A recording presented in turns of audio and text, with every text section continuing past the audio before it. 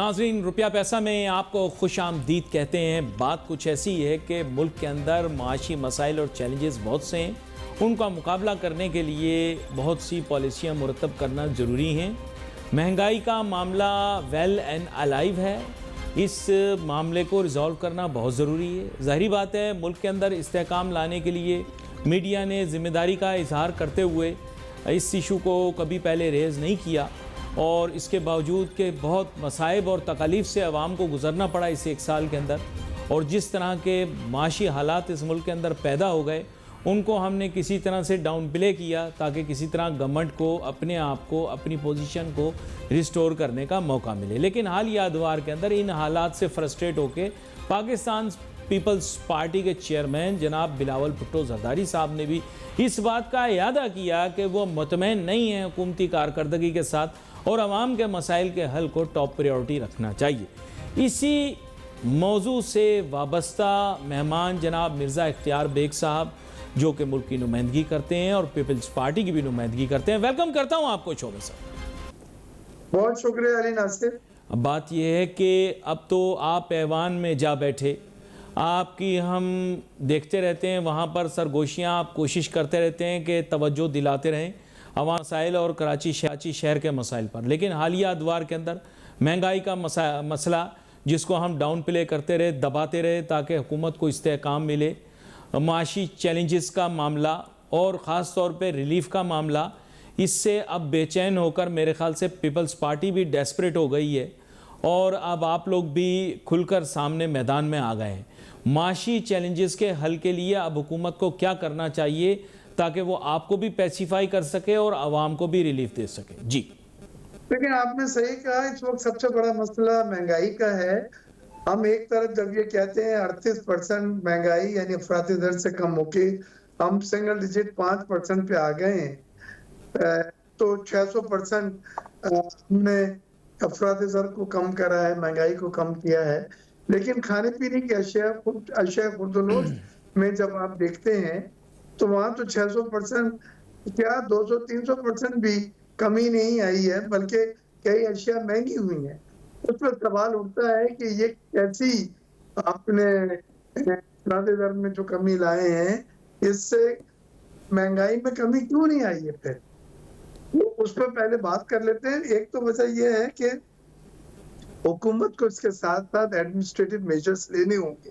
Price control कमेटियां जो हैं, बचत बाजार है, वहाँ हुकूमती नर्स जो है लगाए जाते हैं, वो प्राइस लिस्ट पे अमल नहीं हो रहा है। उस पे अमल हो रहा है या अपनी मर्जी से दूध की कीमत में रात में 50 रुपए फी लीटर, 30 रुपए फी लीटर इजाफा कर देते हैं और सुबह आदमी मजबूर होता है उस नए दामों पे लेने के लिए। तो सिर्फ अफराती दर को कम करने से महंगाई कम नहीं होगी, बल्कि आपको इंतजामी इक़दामात भी करने होंगे। ACDC कमिश्नर को अपने इलाकों में और जो बचत बाजार है उसमें छापे मारने हैं, दौरा करने हैं, फाइन करना है अगर वो हुकूमती कीमतें जो एग्री की हैं उससे ऊपर जा रहे हैं। ये तो एक बड़ी बेसिक सी चीज है जिसपे हुकूमत को जरूर अमल करना होगा। दूसरी चीज ये है कि अब बिजली के निर्ख और अफराती दर, ये भी आपको देखेंगे दोनों साथ साथ चलेंगे कि बिजली के निर्ख कम होने के लिए IPP से मुआहदे हो चुके हैं और 5 IPP के कॉन्ट्रैक्ट मंसूख हुए हैं। 14 के कैपेसिटी की चार्जेस की पेमेंट के बजाय टेक एंड पे के मोड ऑफ पेमेंट पे होना है। अच्छा, लेकिन मिर्ज़ा इख्तियार बेग साहब, यहाँ माजरत में लुकमा आपको दूंगा। बुनियादी तौर पे बहुत सारे लोग ऐसे महसूस करते हैं कि ताजिर सरदकार बिरादरी ने हमें लाल बत्ती के पीछे लगा दिया है और हमारा टाइम इस चीज़ में वेस्ट किया जा रहा है कि सॉल्यूशन की डायनेमिक्स क्या हैं और उसकी पर्टिकुलरिटीज़ क्या हैं। इशू ये है कि टैरिफ को कम करना है, that is the resolution for the common man. IPPs के साथ क्या रिजॉल्व हो रहा है, that is a bilateral issue between the government and the IPPs। The business community has achieved very little, मेरा ऐसा ख्याल है। तो आप अभी IPP के साथ जो मुज़ाकरात अली नासिर हुए हैं उनका इम्पैक्ट पास ऑन नहीं किया, लेकिन सिर्फ कल ऐलान था 11 रुपए फी यूनिट कम होगा। लेकिन बिजनेस कम्युनिटी कहती है कि 11 रुपए से हमारा काम नहीं चलेगा। वो ये कहते हैं कि हमें टोटल 26 रुपए फी यूनिट बिजली के टैरिफ हो, जो फॉरेन करेंसी में 9 सेंट्स बनते हैं, क्योंकि Bangladesh, China, Vietnam, Cambodia, India, इन सब के 9 सेंट्स हैं खित्ते में। अच्छा, जो मैंने हमें इनका अगर पढ़ा है मतन, आप शायद और बेहतर तरीके से बताएं, ताजिर सनतकारों का बेसिकली जो गेम है ना, उनका गेम ये है कि ये सारा जो प्राइस का जो बर्डन है ये आम आदमी पे पुश कर दिया जाए, यानी सारी चीज़ को डिवाइड किया जाए और ये सर्कुलर डेट को रिड्यूस करने के लिए टैरिफ्स को डिवाइड कर देना चाहिए पूरी कंट्री की पॉपुलेशन पे। इन अदर वर्ड्स कि गरीब लोग अमीर लोगों के नुकसानात की भरपाई करें, और बड़ी चालाकी से उसको हमारे सामने पेश किया जा रहा है कि actually everyone should pay the burden, actually they want to push all the damages on the common man. क्या कहते हैं आप? नहीं, मैं आपसे इत्तेफाक नहीं करता। अभी जो आईपीपीएस के साथ रिव्यू एग्रीमेंट हुए हैं, जायजे किए गए आईपीपीएस एग्रीमेंट के, उससे जो रिलीफ, जो बचत की है, जी। वो एक आम सार्फिन को और सनत को पास ऑन करना है। हाँ। और 11 रुपए तो अभी उन्होंने ऐलान कर दिया है कि वो हम बिजली की कीमत में फी यूनिट कम करेंगे, लेकिन हमारी मुतालबा, जैसा भी आपको मैंने बताया कि हम कहते हैं टोटल 26 रुपए से ज्यादा नहीं होने चाहिए, जो 9 सेंट्स बनता है। देखो सर, अब तो आप ये अवामी जो नुमाइंदे बन गए हैं, क्योंकि अब आप पहुंच गए नेशनल असेंबली में।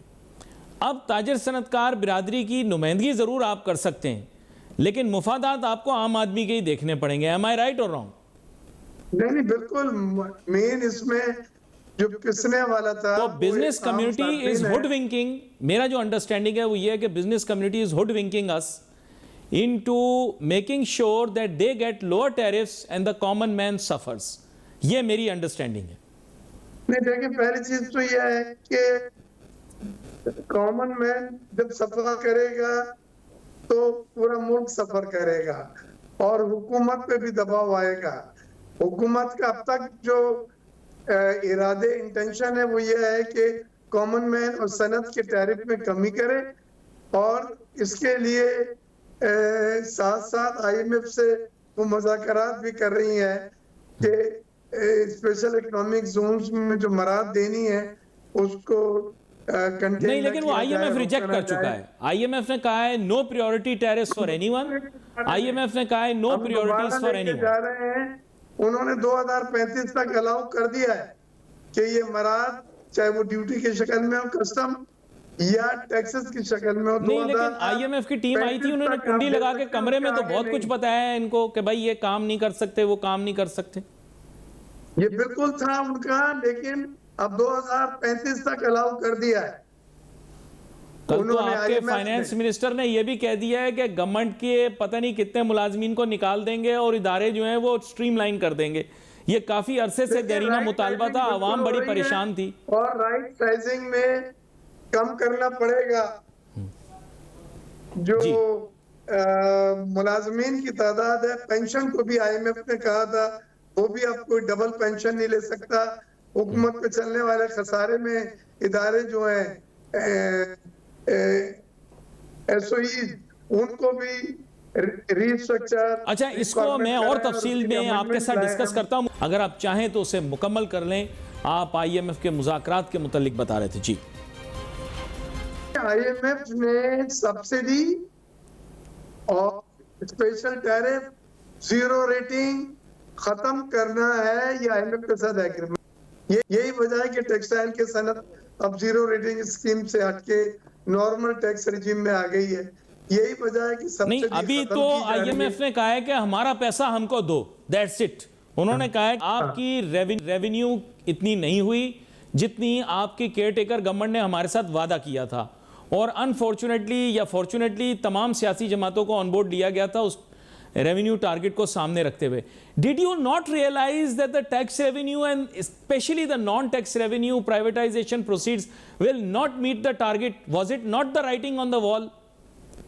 देखिए, 400 अरब रुपए एफबीआर के शॉर्टफॉल है 2 सेमाई में, और वो एफबीआर के चेयरमैन ने एडमिट करा है कि वो ताजिर दोस्त स्कीम में इतना अच्छा रिस्पांस नहीं मिल सका और डॉक्यूमेंटेशन इकोनॉमी हमने करा है। अब हम 9% से 10.8% टैक्स टू जीडीपी रेशो पे आ गए, लेकिन हमारा टारगेट होना चाहिए और जो वादा करा है वो 15% का है, 14 से 15% जो खत्ते में दूसरे ममालिक का है। सर नॉन टैक्स रेवेन्यू हमने अपने IMF लिए इतना ऊंचा रख लिया है, ये आपके फाइनेंस एंड कॉमर्स कमेटी में डिस्कस होता होगा।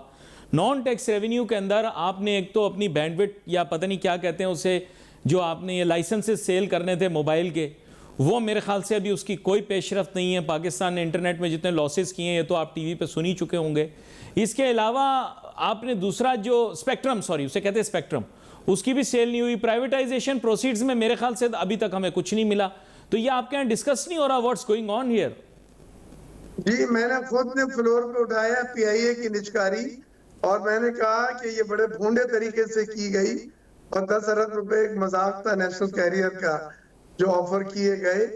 आपने रोड शोज नहीं करे, $6 मिलियन का आपने फीस पे करी, जो हमारे फाइनेंशियल एडवाइजर थे उनको, दुबई की कोई कंपनी थी। तो ये सब गलत है, ये रोड शोज होने चाहिए, पीआईए की स्ट्रेंथ बताएं, आप नए रूट्स मिले यूरोप के, अमेरिका के और इंग्लैंड के, तो उसके बाद या फिर गल्फ ममालिक से ज्वाइंट वेंचर की कुछ बात की जाए सरबराह मुमलकत के लेवल पे, जिसको G2G कहते हैं। नहीं लेकिन तो ये सब चीजें लेकिन मैंने खुद उठाई मिर्जा हैं साहब, फ्लोर आपके के साथ ऊपर। मेरी बहुत झगड़ा लड़ाई हुई थी इस बात के ऊपर। मैंने आपको बताया था कि मैं इल्म और तदरीस के शोबे से ताल्लुक़ रखता हूँ, एक अदना सा तालिब इल्म हूँ, लेकिन क्योंकि मैंने ये किताबें पढ़ रखी हैं, there is absolutely no possibilities of transferring assets of one company into one entity and assigning the liabilities to another. This was already known. ये impractical चीज थी जो हम करना चाह रहे थे। ये हो ही नहीं सकता दुनिया के अंदर कहीं। हम अपने आप को ऐसे ही, देखिए एक क्या बोलूं? सेकंड, आप बड़ी सतही बात कर रहे हैं। पीआईए को इन लाइबिलिटीज के साथ, ड्यूज के साथ कोई छूने को तैयार नहीं था। लिहाजा काबीना में ये फैसला हुआ है कि आप इसके जितने लाइबिलिटीज हैं, जितने ड्यूज हैं, जिसमें एफबीआर के भी ड्यूज हैं, वो पीएसओ के ड्यूज हैं, वो तमाम और असेट्स भी जिसमें रोजवेल्ट होटल है, पेरिस का होटल है, अलहदा कर दें और इसकी जीरो बैलेंस शीट क्लीन करके हम मार्केट में ऑफर करें। नहीं, अभी जो देखिए सर, ये पॉसिबल नहीं था। अभी जो इन्होंने सेपरेट किए हैं वो एविएशन बिजनेस और नॉन एविएशन बिजनेस किया था, और एविएशन बिजनेस को जो खरीदने जा रहा था उसने उतनी ऑफर लगाई जितनी एविएशन बिजनेस की बनती थी। आप जरा मुझे बोलने दें जी। उन्होंने होल्डिंग कंपनी एक बनाई है जिसमें ये तमाम ट्रांसफर कर दिए हैं। पीआईए में इन्होंने 45 अरब की नेगेटिव इक्विटी रखी थी, जो पांचों बिडर भाग गए कि ये क्यों, ये 45 अरब हम कहां से डालेंगे इसको, इक्विटी को, माइनस को खत्म करने के लिए। तो आप वो दोबारा, अलीम साहब ने बात की, फाइनेंस मिनिस्टर थे, हम आईएमएफ से बात करके वो दो चीजें जो एतराजात किए गए थे उनको अल्लाह ने चाहा अगर sir under IMF international permission दे देती है। अकाउंटिंग प्रिंसिपल्स ये वाला काम इसी तरह हो सकता है, इसके अलावा नहीं हो सकता। I will be very Frank with you. हाँ, तो उसी अनफॉर्चुनेटली अंदाज में कर रहे प्रॉब्लम हैं। ये है कि IMF वी से कैन नॉट approval इंटरनेशनली, लेनी, दिस कैन नॉट क्योंकि हैपन। प्रोग्राम में हमने साइन किया हुआ है। हाँ, अब हम मजबूर है ना। देखें, इंटरनेशनल अकाउंटिंग प्रिंसिपल्स ये कन्वे करते हैं कि ये पॉसिबल नहीं है, वरना दुनिया भर के अंदर हर कंपनी को इस तरह बेचा जा सकता है कि उसके एसेट्स अलहदा पार्क कर दिए जाएं, उसकी लाइबिलिटीज अलहदा पार्क कर दी जाएं। ऐसा नहीं हो सकता, किताबों में लिखा हुआ है। स्पेशल अप्रूवल ली गई है एसीसीपी से, काबीना से पास हुआ है। तो 10 अरब रुपए फिर मिल गई उसकी, बोली फिर हमें। फवाद हसन फवाद इसके आर्किटेक्ट थे जी। जो प्रिंसिपल सेक्रेटरी होते थे नवाज शरीफ के। तो ये एक तमाम चैनल से गुजार के अप्रूवल दिला के किया है, और उस पर अभी किसी ने एतराज नहीं किया है। नहीं, एतराज नहीं किया उन्होंने, ऑफर ही 10 अरब रुपए कर दिए बस। उन्होंने जीरो ये एतराज करने की जरूरत ही नहीं हुई, इससे बड़ा एतराज क्या होता है? बैलेंस शीट को free from all liabilities dues करके देना था, नहीं तो कोई छूने को तैयार नहीं। लेकिन मिर्जा इख्तियार बेग साहब, माशाल्लाह आप दुनिया के मारूफ मईशत दान भी हैं, आप इस चीज़ से वाकिफ़ हैं कि it is not possible this is not a practical solution for PIA, it can not happen. अच्छा, मैं आगे एक और कंपनी का भी आपसे जिक्र करता चलूं। हमें जिस कंपनी की प्राइवेटाइजेशन का कहा जा रहा है वो है ओजीडीसीएल। अब unfortunately that's the only pearl that we have that is actually valuable enough to be privatized. Do you think we will go in for the privatization of OGTCL? हमने नेशनल असेंबली में भी और standing committee on finance, revenue and standing committee on commerce में ये एक wealth fund बना रहे थे। उसमें ये ओजीडीसी, पीपीआईएल और जितने मुनाफा बख्श इदारे जी, मेरे ख्याल राब्ता बीच में मुनक़ता हो गया, दोबारा से जोड़ते हैं राब्ता जनाब मिर्ज़ा इख्तियार बेग साहब के साथ।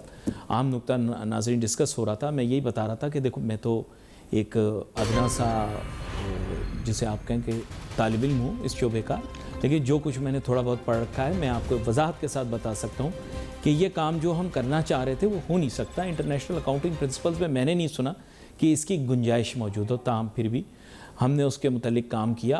मिर्ज़ा इख्तियार बेग साहब, माजरत, आप बात कर रहे थे, वजाहत कर रहे थे कि आपने अपनी कमेटी में ये डिस्कस किया। जी, तो ये चार इदारे टॉप प्रायोरिटी हैं, स्टील मिल, रेलवे, पीआईए और डिस्कोस जो हैं इलेक्ट्रिक सप्लाई करने लेकिन वाले। बायर नहीं है ना इनका, ओजीडीसीएल का सिर्फ बायर है, इन्वेस्टर है, और किसी का नहीं है। कोई लेना ही नहीं चाह रहा, आप जबरदस्ती बेचना चाह रहे हैं। नहीं, उसके लिए अभी हमारी तरजीहात में हमने उनको नहीं शामिल करा है। हमें वो इदारे जो ब्लीडिंग कर रहे हैं, जो चार हैं टॉप पे, उनको पहले निष्कारी और See, the countries in the Gulf are interested to invest in OGDC, of what we have heard through rumor and news. Maybe it's wrong. Do you think you will be willing to part with OGDC? देखिए, फिर मैं बार बार वही repeat करूंगा, OGDC should not be the first priority कि उसको आप privatise करें, क्योंकि वो प्रॉफिट मेकिंग ऑर्गेनाइजेशन है। फिर इन्होंने दूसरा प्रपोजल दिया वेल्थ फंड का कि ओजीडीसी, पीपीआईएल, नेशनल बैंक और ऐसे इदारे जो प्रॉफिट कर रहे हैं उनका एक पूल बना दिया जाए फंड का। उस पे भी हमने एतराज किया कि जो But if in the next 6 months, देखें आप, you are fully aware of the terms that have been set forth by the IMF. In the next 6 months, if we do not meet the non-tax revenue, which is a huge amount, how do you think we are going to cover? What is the status of the sale of the ये क्या कहते हैं अपना wireless या ये जो अपना spectrum है मोबाइल टेलीफोन का, इसके बारे में कोई पेशरफ्त? जी, ये जो सेकंड फेज है जिसमें टेलीकम्युनिकेशंस के लाइसेंसेस हैं, 5G का भी एक प्रपोजल है, इनको हमने ऑक्शन करना है और उसकी कोई प्री रिक्विजिट है जिनको पूरा किया जा रहा है, इंफ्रास्ट्रक्चर उसके लिए डेवलप किया जा रहा है। तो अभी फौरी तौर पे मुझे नहीं लगता कि वो निष्कारी के लिए आएंगे, लेकिन हमारी सेकंड प्रायोरिटी वही है।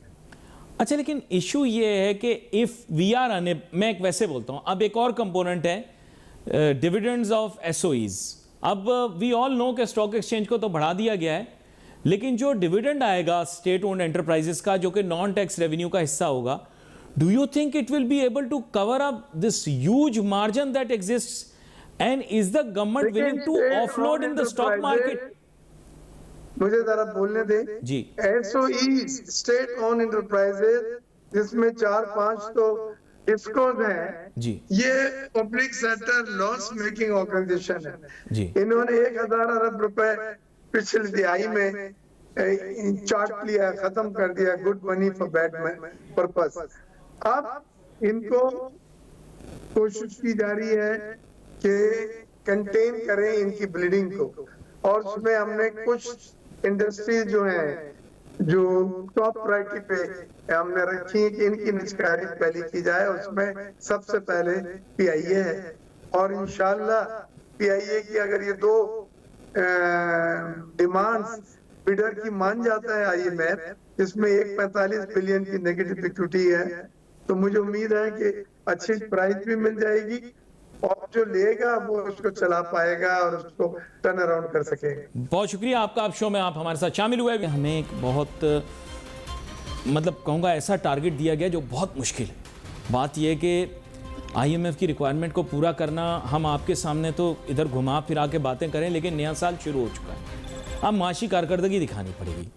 तो हमारा एम ये होना चाहिए इस वक्त कि टैक्स रेवेन्यू को तो अभी एक साइड पे रख देना। टैक्स रेवेन्यू का शॉर्टफॉल कितना होगा? अगर 400 अरब अभी हो गया तो 400 अरब और हो जाएगा, 800 अरब हो जाएगा, ठीक है, इतना ही शॉर्टफॉल होगा ना। लेकिन नॉन टैक्स रेवेन्यू का शॉर्टफॉल बहुत बड़ा होने जा रहा है नाजरीन, वो तो आपको बता ही नहीं रहे अंदर की बात। IMF को तो आपने जनाब खूब सुनाई थी कहानियां कि हम ये भी प्राइवेटाइज कर देंगे, वो भी प्राइवेटाइज कर देंगे, ये भी वो भी फला भी, लेकिन प्राइवेटाइज कुछ हुआ नहीं। वजीर साहब अभी बता चुके हैं, हमारे अब्दुल अलीम खान साहब अच्छी विजन रखने वाले आदमी हैं, उन्होंने क्लियर बता दिया कि भाई ये इसकी निचकारी में तो मेरा रोल नहीं था और जिस अंदाज में की गई वो मज़ेदार नहीं थी, नहीं लिया किसी ने, या लिया तो बहुत कम कीमत में लिया। लेकिन ये प्राइवेटाइजेशन प्रोसीड लेकर आने ना, आपने उनके लिख के दिया कि हमने देने हैं उनको पैसे। अब ये आपको अंदर की कहानी बता नहीं रहे, सारा बोझ ये टैक्स की तरफ डाल रहे हैं। टैक्स क्या कर लोगे आप? देखो अगर अभी शॉर्टफॉल आ गया, चलो आप कवर कर लेते हो, आप कवर कर लेते, मैं आपको अभी बता रहा हूं साल के आखिर में ज्यादा से ज्यादा 400 और आ जाएगा, इससे ज्यादा नहीं होगा। और नॉन टैक्स रेवेन्यू उसके क्या स्टेटस? स्टॉक एक्सचेंज तो उन्होंने बहुत बढ़ा दिया, ओ शोर मचा रहे हैं, स्टॉक बैच प्रभाव में ये सारी बातें अपनी जगह हो गई, बहुत अच्छी हो गई स्टॉक मार्केट, लेकिन कंपनीज तो उतना ही डिविडेंड देंगी ना, तो फिर कहां से आएगा? अब ये समझने ये देखें, आपको टाइम मिलेगा थोड़ा ये समझने के लिए। ये पढ़े लिखे लोगों के लिए ये बातें बहुत ज़्यादा, क्योंकि जो आम आदमी है उसके लिए शायद ये चीज़ें थोड़ी मुश्किल हों समझने के लिए, लेकिन जो पढ़ा लिखा आदमी होगा वो फ़ौरन कैच कर लेगा कि ये क्या चीज़ें बोल रहा है ये। और इस पर मेरे ख्याल आज से वर्किंग करनी पड़ेगी। यहाँ पर मेरी ख्वाहिश कि आगे चल के भी हम इस मौजू को लेकर चलें। We wait for messages on Facebook. Ali Nasir, my team को इजाज़त दीजिए।